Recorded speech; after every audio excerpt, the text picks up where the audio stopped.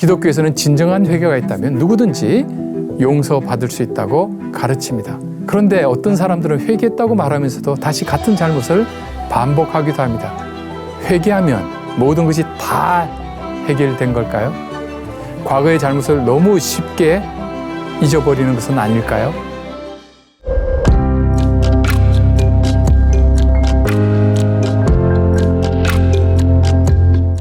때때로 사회적으로 물의를 일으킨 유명인이나 공인들이 자신의 잘못을 고백하고 주님을 만나 드디어 새로운 인생을 살게 됐다고 신앙 고백을 하고 간증하는 모습을 볼 수 있는데요. 그 모습을 본 대중들은 때로 차가운 시선을 보내기도 합니다.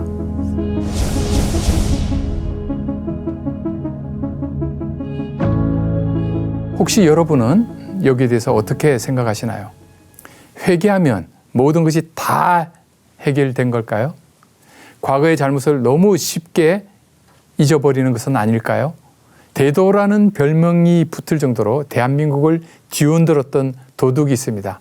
조세영이라고. 여러분 젊은 분들은 아시는지는 모르겠지만 검색해 보시면 나올 거예요.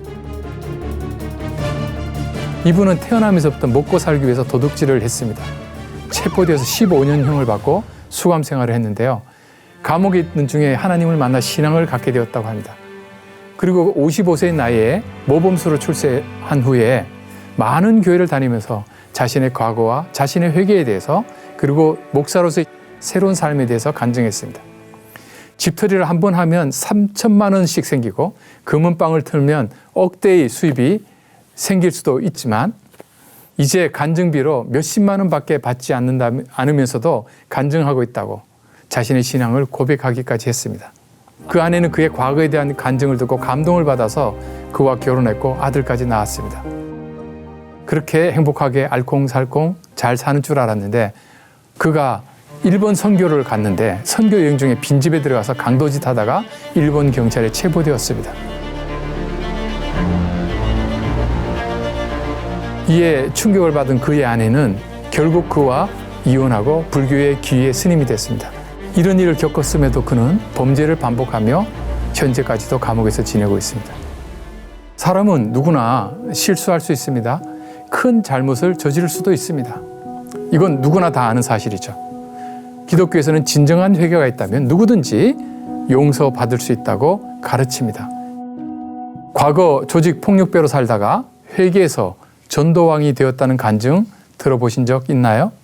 혹은 도박이나 마약, 음주운전 등 범죄를 저지르고 자숙하다가 하나님을 드디어 만나고 거듭났다는 연예인의 이야기도 종종 들을 수 있죠. 이렇게 극적으로 삶의 고난을 이겨내고 새롭게 거듭난 이야기는 믿지 않는 사람들에게까지도 흥미를 이끌어내어서 하나님께서 정말 놀랍게 강력하게 일하시는 증거가 되기도 합니다. 성경에서 가장 극적으로 변화받아서 영향력 있는 간증을 하고 다녔던 사람은 누구일까요? 바로 사도 바울입니다. 그는 바리새인 가운데 바리새인이었습니다. 진짜 바리새인이었다는 뜻이죠. 그리고 그리스도인들을 박해하는 데 앞장섰던 사람이었습니다. 그는 예루살렘 교회를 박해했고 초대교회 대표적인 집사였던 스데반을 돌로 쳐 죽이는 현장에도 있었습니다. 사도행전 8장 1절에 사도 바울이 그의 죽임 당함을 마땅히 여기기도 했다고 말씀합니다. 이 사건 때문에 많은 그리스도인들이 유대와 사마리아 모든 땅으로 흩어질 수밖에 없었습니다. 그때 바울은 교회를 잔멸할세 각 집에 들어가 남녀를 끌어다 오게 넘기라라고 명령했습니다. 사도행전 8장 3절에 나옵니다.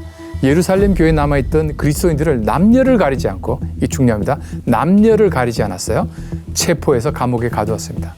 일반적으로 남성만 체포하는 그런 시대적 분위기 속에서 여성까지 체포해서 감옥에 가두었다는 것은 사도 바울이 얼마나 악랄한 사람이었는지를 잘 보여줍니다. 그의 이 막 핏기 어린 이 살기는 예루살렘을 떠나 각지로 흩어져 복음을 전하는 사람들에게까지도 향했습니다. 그는 많은 성도를 옥에 가두었고요. 스데반을 죽이는 데 찬성한 게 그친 것이 아니라 많은 그리스도인이 죽는 장면에서 찬성별을 던진 것이죠. 더 치명적인 게 있습니다. 그들로 하여금 예수 그리스도를 모독하는 말을 하도록 시켰습니다. 자신 때문에 예수 그리스도를 버리는 사람들까지 있었죠.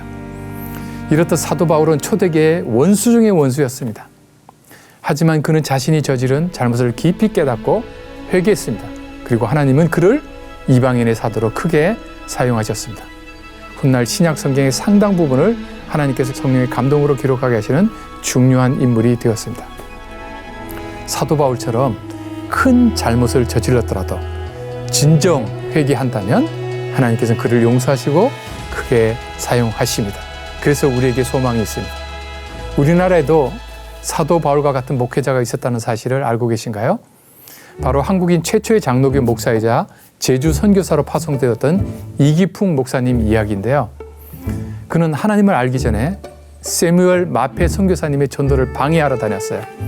한 번은 선교사님에게 돌을 던져서 그분의 아래턱을 다치게 했다고 합니다.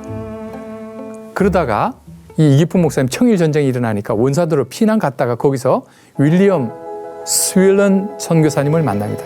그리고 그를 통해 예수님을 만나고 이후에 평양에 와서 마페 선교사님께 진심으로 용서를 구합니다. 그리고 신학교에 입학하게 됩니다. 그는 1938년 일본의 신사 참배에 반대하다가 체포되어 심한 고문을 받고 그 후유증으로 사망하고 맙니다. 하나님께서는 이렇게 전도를 방해하는 데 앞장섰던 이기풍 목사를 회개하게 하시고 제주도에 복음을 전하는 도구로 사용하시기도 했습니다. 하나님은 과거의 어떤 잘못에 대해서도 용서하십니다.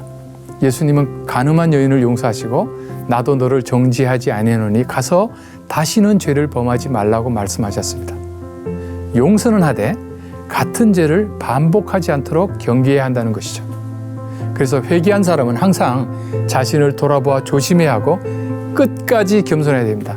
사도 바울도 자신의 과거를 자랑하지 않았습니다. 도리어 자신을 사도 가운데 가장 작은 자라고 말했고 하나님의 교회를 받겠기에 사도라 부름 받을 수 없는 자라고까지 고백했습니다. 자신의 과거에 대해 부채감을 느끼고 과거 자신처럼 잘못하는 사람들을 향해 긍휼한 마음을 품고 그들이 주님께로 나오도록 최선을 다해 복음을 전했습니다. 그렇게 진정으로 회개한 사람은 내가 얼마나 변화되었는지를 강조하기 위해 나의 과거를 자랑 삼아 드러내는 것이 아니라 사람의 힘으로는 어려운 이 불가능한 회개를 가능케 하신 하나님을 찬양해야 할 것입니다. 과거는 용서하되 잊지 않아야 한다고 합니다. 우리가 회개한다고 해서 과거에 우리가 저지른 잘못이 없어지는 것은 아니죠. 예수님께서 십자가에서 우리의 죄를 대신 지시고 벌을 받으셔서 우리의 법적인 책임이 없어졌을 뿐입니다. 그래서 과거의 큰 잘못에 대해서 회개하는 사람은 하나님의 이 크신 놀라운 사랑에 감사하며 새로운 삶을 살아가야 합니다. 하나님의 사랑과 용서를 증거하고 겸손한 태도로 살아가는 것이 진정한 회개의 증거가 될 것입니다. 혹시 여러분 중에 과거의 실수나 잘못 때문에 괴로워하는 분이 계신가요? 하나님께서는 언제나 회개의 문을 열어두시고 여러분을 향해 두 팔을 벌리고 계십니다. 그리고 가장 중요한 것은 이런 하나님의 놀라운 은혜를 헛되이 하지 않는 것이죠. 우리가 받은 용서에 감사하며 변화된 삶을 살 때 우리의 회개가 진정한 의미를 갖게 된다는 것을 잊지 마시길 바랍니다.